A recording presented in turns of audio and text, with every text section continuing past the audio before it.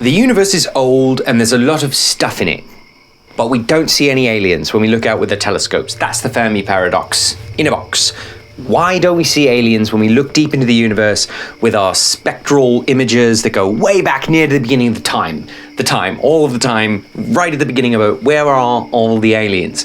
I'm going to give you three answers, as I consider them from least to most likely, but these are the three most likely of the huge pile of potential answers to the Fermi paradox. And then we're going to talk about how each of those potential answers interacts with the UAP phenomena that you've been noticing in the early 2020s.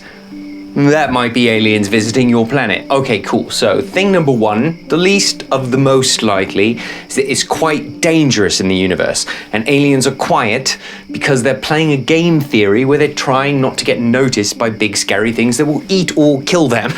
And if they're smart enough to have guessed this, then they'll be sneaky and quiet. And if they're strong enough to kill and eat other species or just, wipe them out without even thinking much about it, then those creatures might also be quite sneaky and hidey, and therefore we might not notice anybody because nobody would be trying for our attention, right? So the reason to think that's persuasive is it's quite logical for everyone to be cautious, and most life forms we think would probably have evolved in some competitive setting as life did on Earth.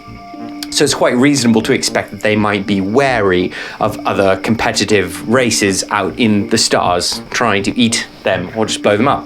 The reason that I don't find it particularly persuasive is that even in a dark forest, lots of crickets make noise every night and little birds chirp and things rustle, and there are creatures that hide, but there are lots of creatures that don't hide. And it's not particularly believable that super powerful creatures would need to hide because they could just kill us anyway, so why would they be sneaking around?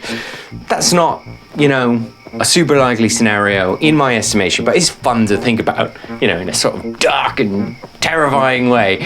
Thing number two is that we don't know what we're looking for. We're like ants next to a superhighway, and there's an obvious civilizational structure to the universe, but we just don't notice it because we're too small, like mentally, conceptually, we just don't get it. We can't even imagine the kind of stuff that super intelligent races with billions more years of civilization than us would have constructed. So it's quite possible we've been looking at civilization in the universe, cosmos infrastructure, and not recognizing it for what it is. Our scientists in the 2020s reckon about 95% of the universe is either dark energy or dark matter, like 60 some odd percent dark energy, 20 some odd percent dark matter.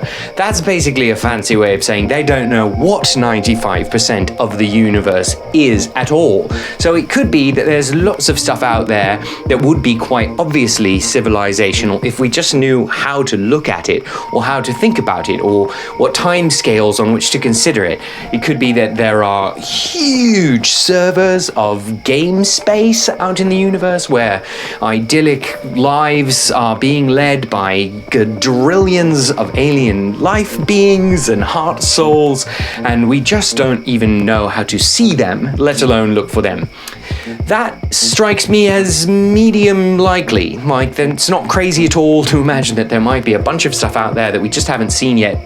Partially because all the stars in your night sky are only about 1,000 tops light years away. Some of them, just a few of them are more, but most of them are less than 1,000 miles away from Earth. So you're just seeing this tiny picture, little bubble within just the Milky Way. That's not even getting to all the other galaxies. So when you look out at the stars, you see about 2,500 stars from your local neighborhood, essentially. And we do look deeper, obviously, with telescopes like the James Webb, far into the reaches of space. So we should still be noticing stuff. But on average, we're just not interfacing with that much area. And our radio waves, human radio waves, have only gone out like 100 light years. So it's not far enough to have really penetrated into much depth. But that being said, it is still weird that there's not obvious civilization in even those places, because it should only take a couple of million years for an advanced race to populate the entire galaxy with self-replicating probes that go to one area, build two, move to other areas, move on, etc. We'll come back around to that when we talk about the UAP. 3 is that we're quite rare.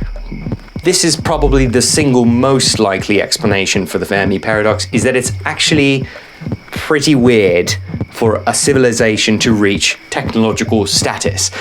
And that's a bit counterintuitive because there's so many suns and so many planets that it feels like lots of other us's should be out there. And it's quite possible that there are some, but it's also possible that there aren't very many. And if you take the lowest potential ranges for likelihoods of things like life emerging and prokaryotic life becoming eukaryotic life, and then eukaryotic life developing intelligent technological life, if you take the lowest ranges of all those possibilities and you plug them into the Drake equation, which is a way of guessing how many intelligent species there might be in the universe, you get some staggeringly, humblingly low numbers. Like, it's possible to the tune of, if you lower all those expectations to the tune of about a 70% chance possibility that humans are the only intelligent species in the Milky Way, and there's a 50% chance that that's true in the universe, which is sort of core shaking. Like, it's quite weird and wonderful to imagine that there might be lots of other alien species out there, but it's even weirder to imagine that there aren't, and that humans are maybe the only or one of just a few species that are reaching up into the stars and trying to actively manipulate the cosmos with our intelligence, our intentions, our hopes, our craftiness, our dreams, our love, and our wackiness. That's a lot for us as a species. It puts something on us, and it kind of makes us want to buck up and do better, ideally, if we're responding as well as we can. So how do all these ideas stack up with the phenomena that you've been noticing in the 2020s of unidentified aerial and waterial phenomena, aka previously UFOs, lately you've been calling them UAPs? In the first case, where things are quite dangerous, the UAPs would be bad news because they could be here to hurt us. They haven't hurt humans yet, but there are lots of near misses with United States military aircraft, so it could be that the UAP are trying to sort of keep us in our lane, and they're here to say, hey, don't push this flying thing, this is kind of our territory, calm down, we'll blow up your spaceships. We'll have to keep an eye on them as humans head out to Mars and back to the moon and over to Venus and wherever else. If these UAP are in fact here to keep us limited in some kind of a zoo scenario, they might destroy a couple of our spaceships, and we would probably notice it if they did that. So we might have some words with them at that point if they'll let us talk to them, which they may not. How would it interact with number 2, which is the scenario where we just don't know what we're looking for? Well, it would be quite exciting in that scenario because it would be the potential first window into a world that we just don't understand. And probably these UAP, which clearly have more advanced technology, if they are in fact alien spacecraft, which there's a reasonable chance, weirdly, that they are, then they might have some more information about, say, dark energy and dark matter, and they might be able to say, yeah, these are the simulation worlds you've been missing, etc. So they could be a really cool window into what's actually going on. How do they interact with 3? They'd be a great relief. If we are nearly alone in the universe, then having one friend would be a really big deal, and it might make us very special partners in continuing to explore the Milky Way and maybe other galaxies. It would also suggest, if we are quite rare, that they might be from quite far away.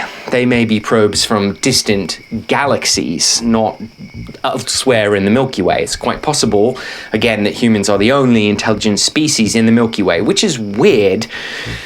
But when you think about it, it's not that crazy, and I'll give you one reason why before we get out of here, and that's the dinosaurs, which ruled the Earth for about 165 million years. That's not a long time in cosmic history, but in terms of a life span development for evolution, it's quite long, especially when you consider that humans have only been evolving into our humanish form from our neighbory ancestors for maybe about 1 million years, sort of charitably. But even if you gave it like, 10, 20 million years, even give it 100 million years, it's still weird that dinosaurs didn't do that, right? They had sort of like 165 million chances to get to a technological civilizational intelligence before they blew up via rock at the Earth, and they didn't. So for whatever reasons, those very clever velociraptors never in fact learned to use doors when they had the chance and they were running the planet. And if technological intelligence were an automatic product of evolution, you would expect that over 165 million years it would be likely to emerge. So that sort of suggests that it's not necessarily a likely product of evolution. It could in fact be kind of a quirky accident.